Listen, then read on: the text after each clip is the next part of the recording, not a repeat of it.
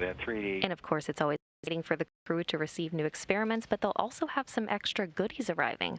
Also flying on Cygnus today are some treats for the crew, just to name a few. The crew will be receiving apples, tomatoes, kiwis, pizza kits, and cheese assortments. CMD? Yeah, you're good. Transfer Cygnus to launch mode. In work. Copy, in work. Coming up on 15 minutes from launch today, all systems are still on track for an on-time launch today at 5:01 and 5 seconds p.m. Central Time, 6:01 and 5 seconds p.m. Eastern Time. Can you provide status of trajectory file for launch operation?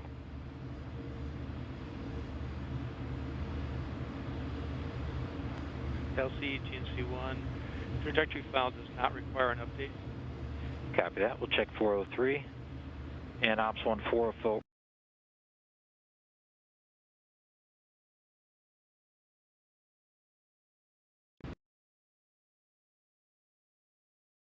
LC, countdown 1. Yeah, LC, I've got step 394 for you. Fuel level does not require adjustment. Roger that. Prop 2, step 395, arm OCCS for no adjustment to fuel level. And OCCS AC/DC armed. AC/DC confirmed. Copy. Check 395, 396. And OCCS configured for no adjustment to fuel level. Check 397. Admin be advised, step 398 not required. Step 399 not required.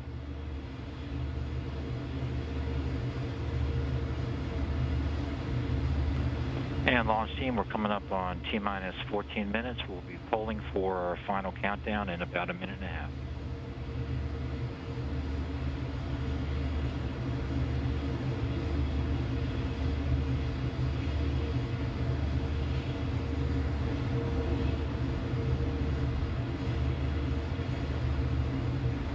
Just to highlight some upcoming milestones, about 12 minutes from launch, flight controllers will conduct a poll to proceed with the final launch countdown. And about 5 minutes from launch, the vehicle will switch to internal power. Then just about 3 minutes and 30 seconds before launch, auto sequence handoff for terminal countdown will be initiated, and that will mark the time the computers take over for the final milestones before launch. 054, 055, 056. LC, CMD on countdown 1. Flight pressure.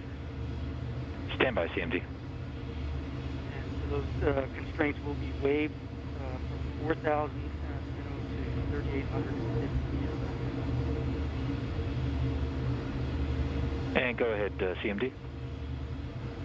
Yeah, CMD. Cygnus is in launch mode at nominal. Roger that. We'll check 407 complete.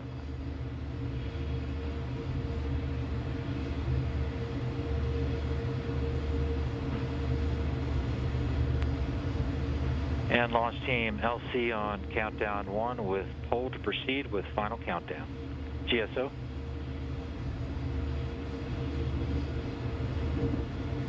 GSO, go. RSL. RSOs go. TD. TDs go. Prop lead.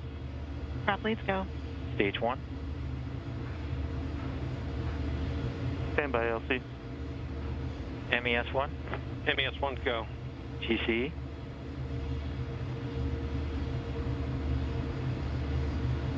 GCs go. Sorry. ACE. Aces go. Mars. Mars is go. CMD. CMD is go. And LD. I'd like to hear from stage 1 first. Yep, Stage stand 1 by. is go. Stage 1 is go. LD is go. NG. Northrop Grumman is proud to honor accomplished NASA astronaut and the first Asian American in space, Ellison Onizuka. In our current challenging times, we reflect on Ellison's inspirational words. The people that make the world run, whose names will go down in the history books, are not the cynics, the critics, or the armchair quarterbacks. They are the adventurists, the explorers, and the doers of the world. When they see a wrong or a problem, they do something about it. When they see a vacant place in our knowledge, they work to fill the void. And today, we will do just that. Aloha to the SS Ellison Onizuka. Northrop Grumman is go for launch. And I copy. We're go to proceed with final countdown. Check 407. Fly high, Ethan. Ops 2, step 408. You go to start engine evacuation. LC Ops 2, engine evacuation started. And you just heard the poll to proceed with the final countdown to launch, and all teams are polling a go. And of course, a tribute to Ellison Onizuka, who this Cygnus spacecraft is dedicated after.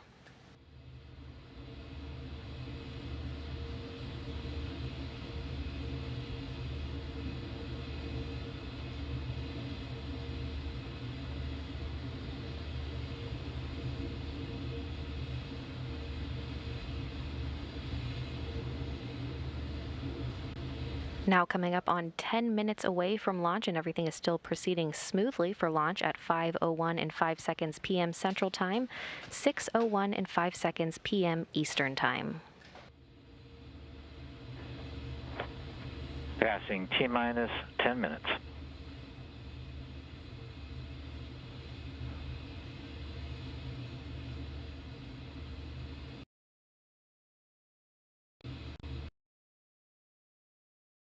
Time today, the first thing that will occur is the stage 1 ignition, and you'll see liftoff just a few seconds after that, and those main 2 engines will burn for about 3 minutes and 18 seconds before cutting off, and stage 1 will separate.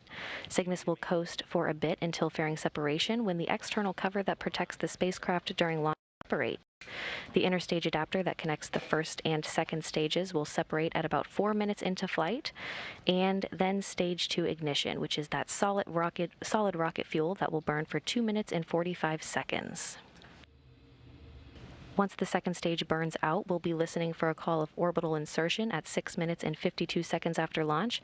The vehicle will coast for 2 minutes before Cygnus separation at 9 minutes and 9 seconds after liftoff. And at the time of launch, the International Space Station will be flying 260 statute miles over the southern Indian Ocean.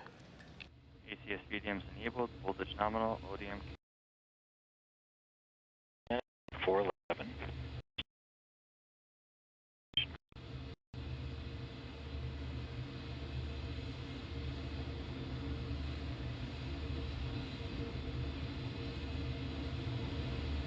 Now just about 8 minutes and 30 seconds to launch. Again, that next milestone we'll hear will be for the vehicle to be turned to internal power at 5 minutes out.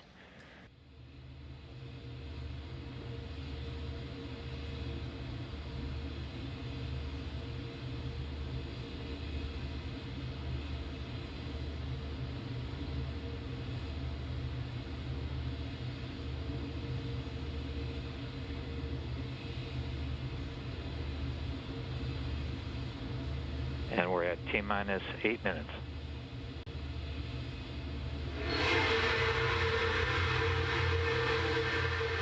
LC flight control, GN2 conditioning initiated. And I copy GN2 conditioning initiated.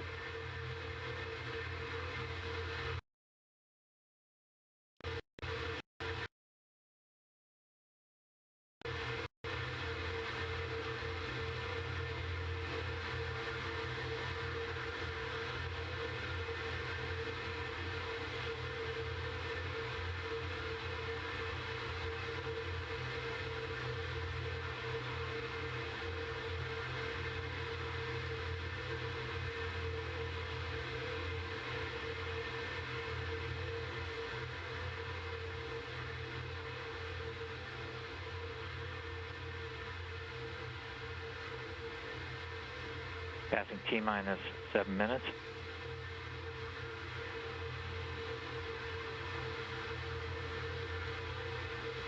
Now inside 7 minutes, you've been hearing teams running through some of these final milestones, and the internal power has been activated. Again, it'll be switched over to internal power at the 5-minute mark. Okay, copy. And when you come back up in 4 minutes, will you be ready to roll? Hope so, stand by. Okay, copy that. LC prop lead, VTSO activation verified. Roger that. Check 414. Ops 2, initialize ground ordnance power supplies. LC Ops 2, ground ordnance power supplies initialized. Ground ordnance power supplies nominal. Check 415 and 416.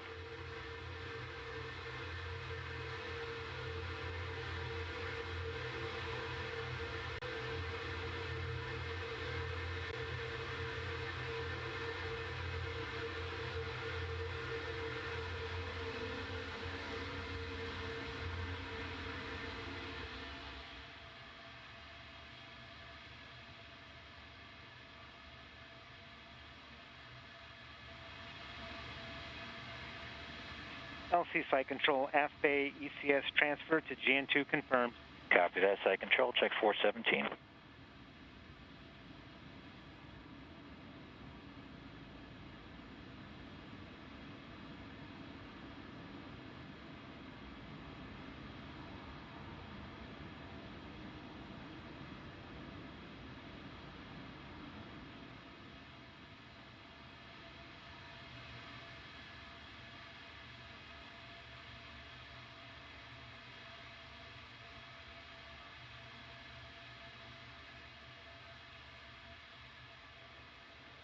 T-minus 5 minutes. Ops 2, you're go to initiate engine priming.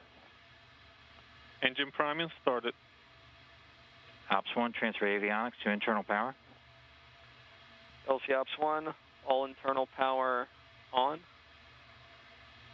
Standby 5. And all external power off. Internal power is nominal. Ops 1, open FTS Umbi loop. FTS Umbi loop open and green. You just heard those calls to initiate internal power for the vehicle, so internal power is now on, and all systems are still proceeding on track for launch just 4 minutes from now. 3, 2, 1, mark. Arm command sent. SNAs, ODMs, all armed. Copy that.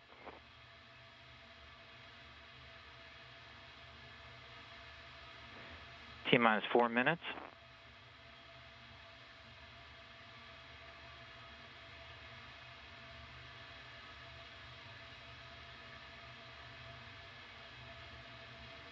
LCS, step 426, priming verify.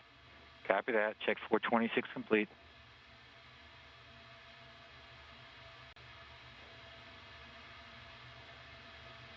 And TD, I'll wait for your report on range status. LCTD, we are green. Copy, range green, check 425. Step 427, not required. Phase 3 dynamic limits will be active at T-minus 3 minutes.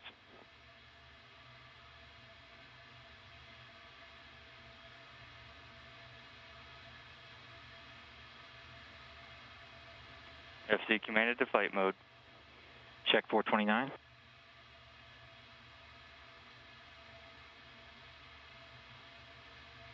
Auto sequence start. LCTD, we're green for all systems. Green for all systems. ODM bus voltages and currents nominal. Copy elect 1, and I copy. TD, we'll check 430, 431. GNC 1, verify ready for nav mode. LC GNC 1, orb nav ready for nav. Ops 2, step 433, switch to nav. LC Ops 2, orb nav, switch to navigate. 2 minutes and 30 seconds to launch, still counting down to that exact liftoff time at 5:01 and 5 seconds p.m. Central Time. Tanks will be pressurized at a liftoff. We'll be counting down to liftoff from there.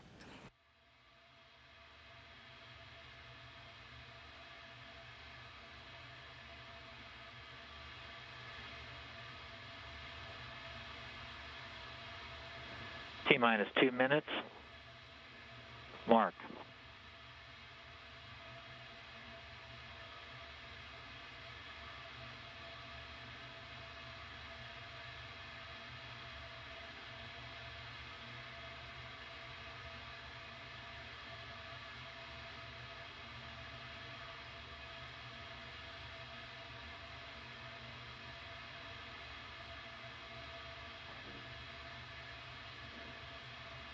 Passing through T-minus 1 minute, 30 seconds.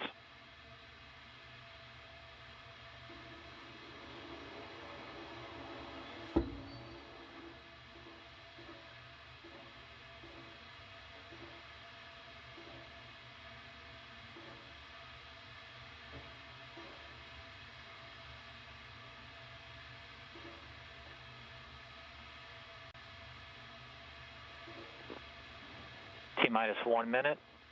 Mark.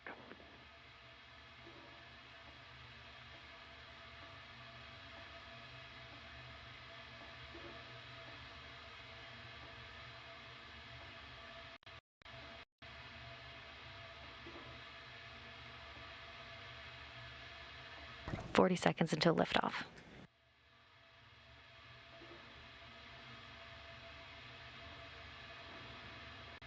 T-minus 30 seconds. Mark.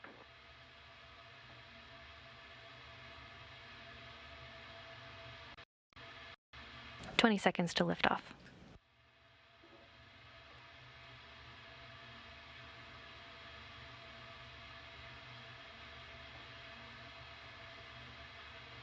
T-minus 10. 5, 4, 3, 2, 1. We have engine ignition. Main engine start. And we have liftoff of Antares for the NG-60 mission to the Wallace Flight Facility. Engines at 100%. Nominal.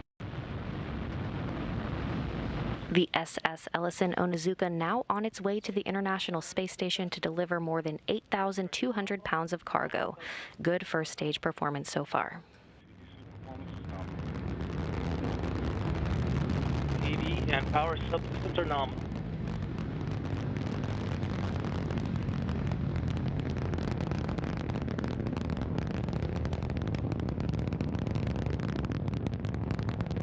NG-16, all systems are nominal. Engines at 100%.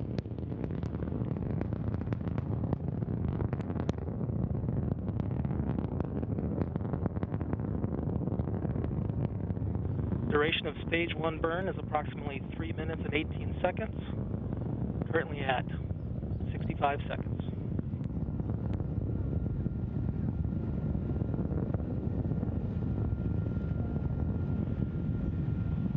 Passing through 40,000 feet, passing max Q.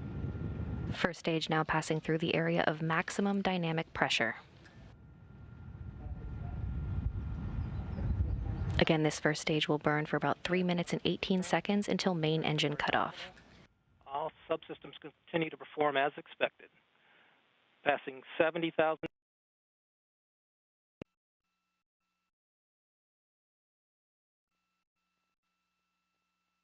Mission time plus 110 seconds.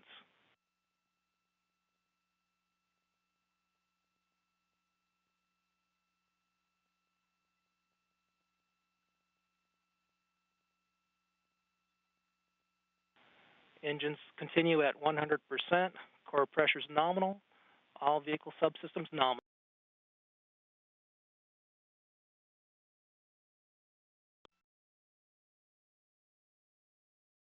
Everything still proceeding nominal. 1 more minute.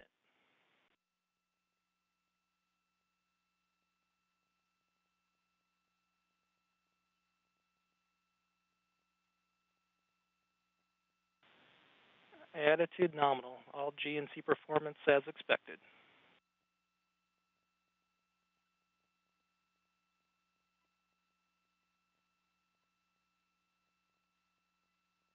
And Terry's performance continues nominal.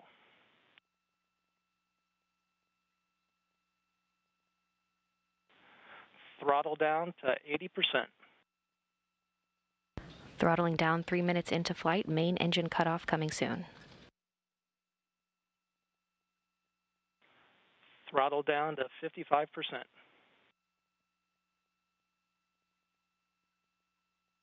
All systems nominal.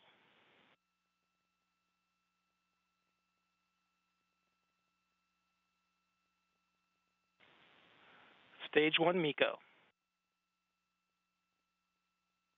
We have main engine cutoff and for stage 1 separation. Then stage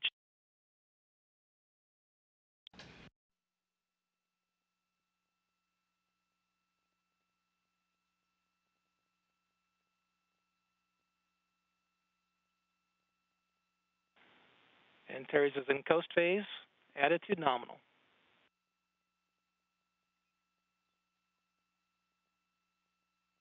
Fairing separation. Fairing separation confirmed.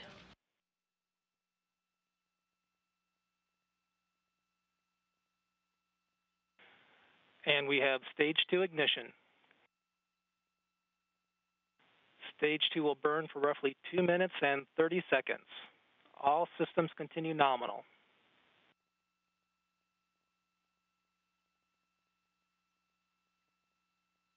Stage 2 ignition is confirmed. Stage 2 is that solid rocket fuel that will burn for about 2 minutes and 45 seconds. Burnout will come at 6 minutes and 52 seconds into the flight today. And as we lose sight of the vehicle, we're now switching to animation. 4.5 kilometers per second. Altitude approaching 140 kilometers.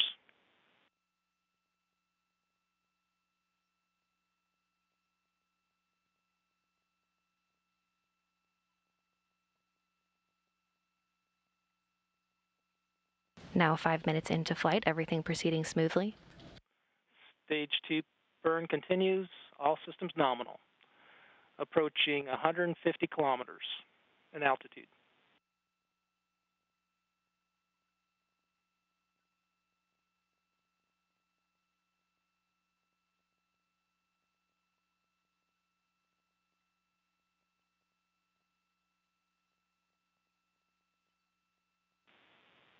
Stage 2, all systems are nominal.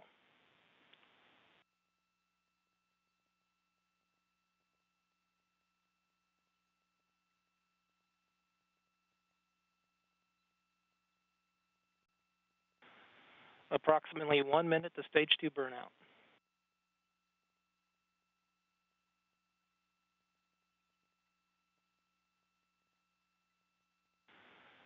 Altitude 170 kilometers.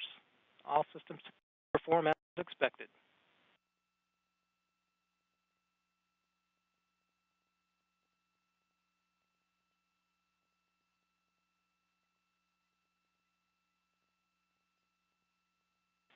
Approximately 30 seconds to stage 2 burnout.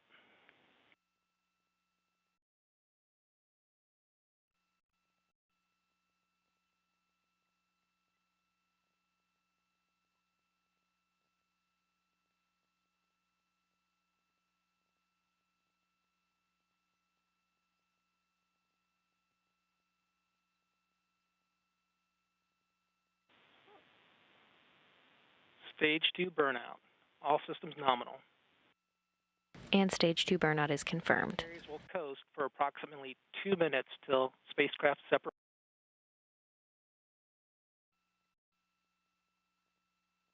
Antares is in orbit. Altitude nearly 180 kilometers.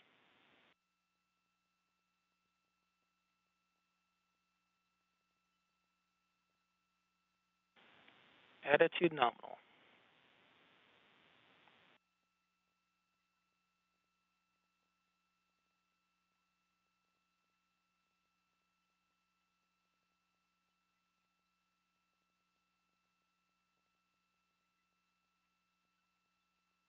Attitude nominal. Antares continues to orient and prepare for spacecraft separation in a little more than 1 minute.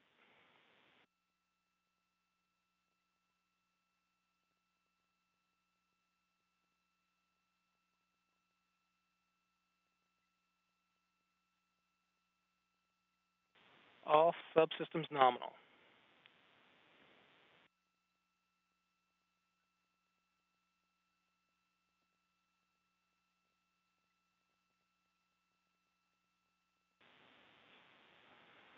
Altitude 179 kilometers.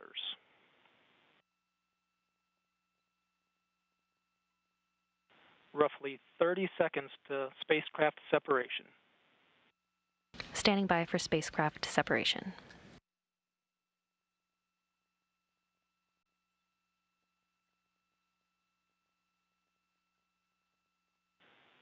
Attitude nominal.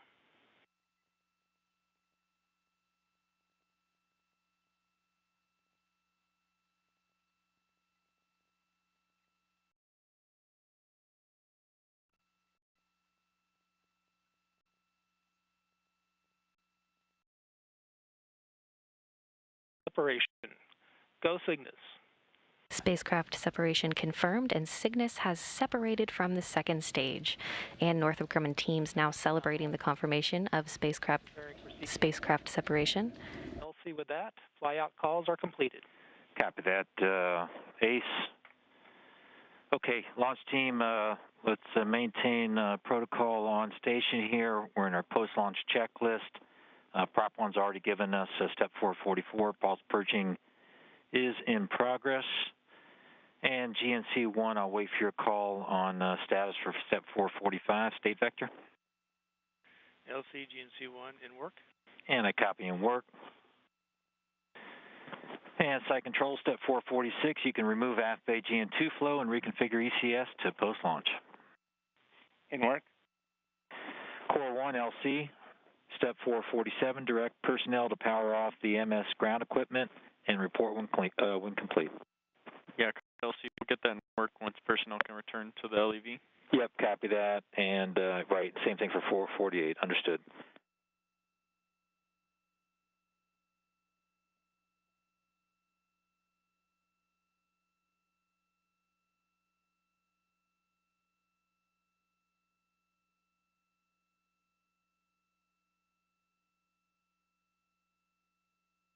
With that confirmation of successful orbital insertion, Cygnus is now on its way to the International Space Station, where it will arrive in 2 days on Thursday, August 12th, to deliver more than 8,200 pounds of cargo. Back with us now from Northrop Grumman is Antares System Engineering Program Manager Christina Halona. Christina, what will the Northrop Grumman teams in Dulles do here on the ground between now until Cygnus arrives to the space station? Yeah, so the Northrop Grumman teams in Dulles has quite a few things that they'll be doing. So they operate the Cygnus spacecraft basically now that we have been released from Antares rocket. So from separation to reach from basically the mission, the Dulles team performs initial vehicle configuration following insertion orbit, which include priming the propulsion system. They'll also have the solar array deployment as well that will be happening here with you soon here in about an hour, hour and a half. And then they'll also be planning and executing various maneuvers to change Cygnus's orbit to rendezvous ISS. So that'll be continually changing throughout their maneuvers to get to the laboratory. And then there's also vehicle system checkout. So we continue to monitor the spacecraft as well to make sure it's healthy and everything is looking great on the spacecraft. And then at the end, they'll finally perform vehicle configurations to perform the final rendezvous as they arrive to the ISS. And looking forward to Cygnus departure in November, Cygnus will perform some secondary operations. Can you go over some of those? Yeah, so Cygnus actually has 2 secondary mission objectives for this NG-16 mission. After it departs from the International Space Station, there's one that is a passive payload from NASA called CREPI, and it stands for Kentucky Reentry Probe Experiment, and the payload will be loaded into the pressurized volume of the Cygnus with the disposable cargo items. And the other payload is PURPLE, which is short for Prototype Infrared Payload. Purple is a Northrop Grumman built payload and will be tested and calibrated on while Cygnus is burst to the ISS. And the Purple payload actually requires 23 days of operations following departure to perform data collections and data downlinks. So we still have those 2 missions to complete after we are unberthed from the ISS. So Cygnus has a lot of work of it ahead until here in November. Thanks, Christina. Again, we are looking forward to welcoming Cygnus to the International Space Station, and thanks again for joining us. Of course, thank you. And now joining us is NASA Systems Engineering Integration Office Manager Jeff Arend. Jeff, how important are these resupply missions in terms of the continuing resupply of this station and the science they deliver to the crew on board? So I guess first off, hi, Courtney. But these commercial resupply missions are very important to continue the advancing science on board the station. Over 3,000 experiments have been conducted during the station's lifetime, which we're now coming up on 21 years of continuous human science. On this flight, Cygnus is packed with more than 3,700 kilos of supplies, research, technology demonstrations, and hardware. In the tech demo category, we're really excited to add the 4-bed CO2 scrubber. It's an upgraded version of Seadra, which is our primary CO2 removal system on board. And for hardware upgrades, we're equally excited to be flying the third IROSA mod kit, which will enable a future solar array upgrade in the future. All right, and what's ahead for the crew on station once Cygnus arrives in terms of capture, cargo operations, and science? So the Cygnus spacecraft will arrive at space station in a couple days, Thursday, August 12th at approximately 5:10 Central Time. NASA astronaut Megan MacArthur will be primed to capture the spacecraft with the Canadarm2, and she's backed up by ESA astronaut Thomas Pesquet. Following capture, the flight controllers in Houston will command the installation of Cygnus on the Earth-facing side of the Unity module, will it remain for about 3 months. The crew will stay busy unpacking and conducting these research activities with the first several days being extremely critical for several experiments. The ones in particular are cardinal muscle, The crew will also be preparing for a future spacewalk to install the mod kit on the P4 truss to prepare the station for that future solar array upgrade that I mentioned earlier.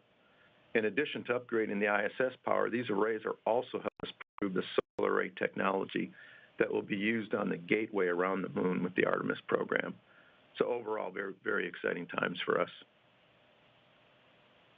Exciting indeed, Jeff. As always, thanks for your time and thanks for joining us today. Yeah, appreciate it, Courtney. Thank you very much.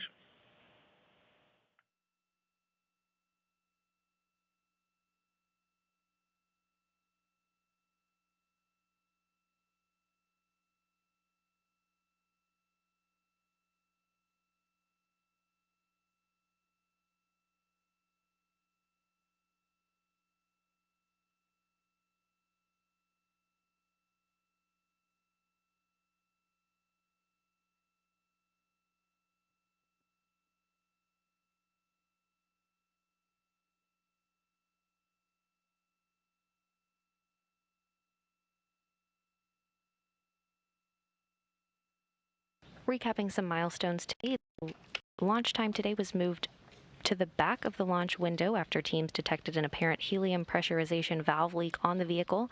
The issue was quickly resolved and Cygnus lifted off from NASA's Wallops Flight Facility in Wallops Island, Virginia at the Mid-Atlantic Regional Spaceport Pad 0A on time at 5:01 and 5 seconds p.m. Central Time, 6:01 and 5 seconds p.m. Eastern Time to begin its journey to the International Space Station, where it will deliver more than 8,200 pounds of research, crew supplies, and hardware. At the time of launch, the International Space Station was flying 260 statute miles over the southern Indian Ocean. Solar array deploy is expected to occur about 1 hour and 14 minutes after launch. So within the next hour, if all goes as planned, Cygnus will complete its solar array deployment, which will take about 30 minutes. We will not be on air for that milestone, but once that activity is complete, we will update the station webpage on nasa.gov. With Cygnus now on its way to the International Space Station, we hope you'll join us back on air when Cygnus arrives to the station in the early morning on Thursday, August 12th. NASA television coverage for Cygnus arrival and capture will begin at 3:45 a.m. Central Time, 4:45 a.m. Eastern Time, for capture around 5:10 a.m. Central Time, 6:10 a.m. Eastern Time. Then we'll be back on air at 7 a.m. Central, 8 a.m. Eastern for Cygnus installation operations coverage. With Cygnus now on its way to the International Space Station to deliver more than 8,200 pounds of cargo, that'll wrap up our coverage for today. This is Mission Control Houston.